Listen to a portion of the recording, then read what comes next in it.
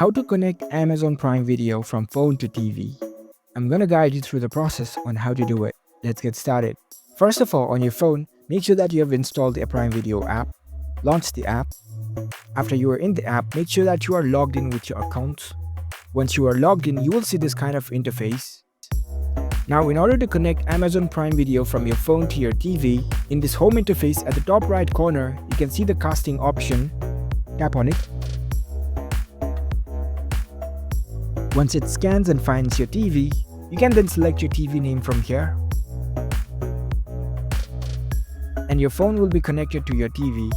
After that, you can play any video over here. And it will be casted to your TV. So that's a very simple process to connect your Amazon Prime Video from your phone to TV.